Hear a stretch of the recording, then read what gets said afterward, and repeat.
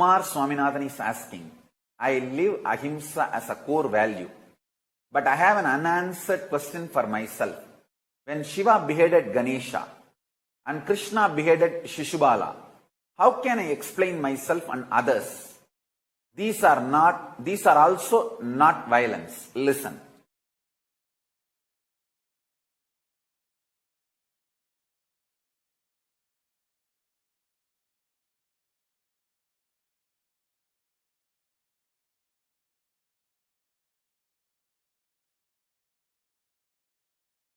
I'll explain now from Akashic records as it has happened.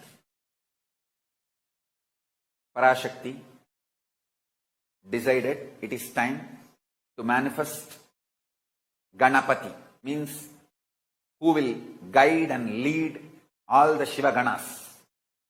So she was making the body for that being from her own muscle memory and biomemory. While she was making, she decided Paramashiva has to come and add the bioenergy. She leaves that body and goes for bathing to get ready to do puja and invoke Paramashiva to add bioenergy into that being. But by the power Parashakti herself made, that being become alive and started moving around before even Paramashiva added his bioenergy, because of the power of Parashakti. But that being has not yet become fully conscious. It started moving around, but not yet become fully awakened. So it did not know who is father, who is mother and all that. That is when Paramashiva came, it tried to stop. Paramashiva tried to tell that being, hey, I have come here to add my bioenergy to you. Me and Parashakti has to sit now together and complete you. You are potential, but you have to flower. But that being was not that conscious or ready to understand. And it was just trying to throw some simple tantrum. As a cute baby. Then Paramashiva understood he has to now cut the head and add forcibly the biomemory of Parashakti and bioenergy of him into that being to make that experiment success. So it is a simple experimental success strategy. To make the experiment success, it is a simple strategy he has to do. I should say it's a most non-violent decision Paramashiva made. He did not kill Ganapati. He just removed some parts, added his own bioenergy and biomemory of Parashakti and put the whole thing into it and put beautiful elephant head and made Ganapati and made him as the head of all the Shiva Ganas. So it's absolutely non-violence. It is just simple surgery. Surgery can never be a violence. It's like how you remove the tumor. The tumor removing surgery, it was just conscious surgery done by Paramashiva. He never killed Ganapati. He only just did surgery, removing some parts not required and added some parts required. I should say that first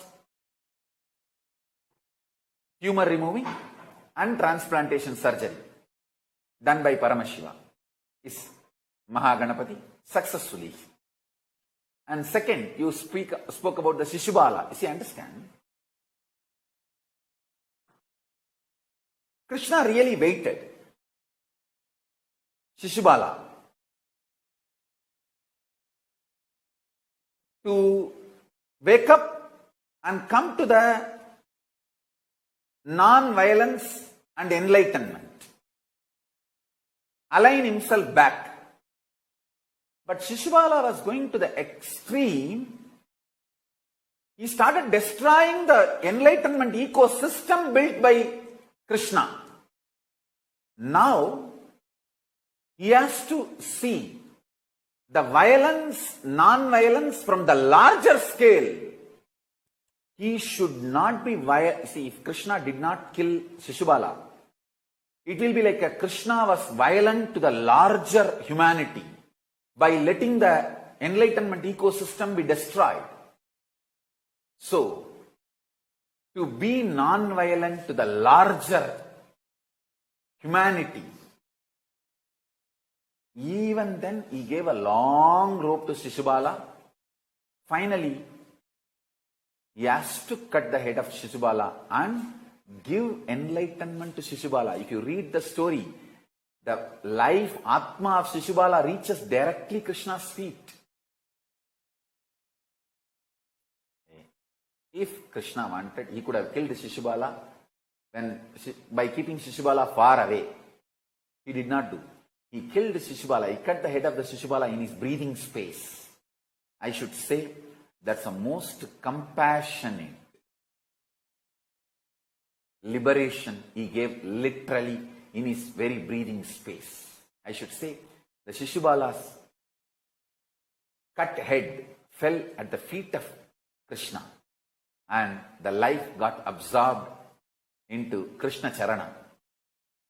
I will say both are absolute non-violent acts.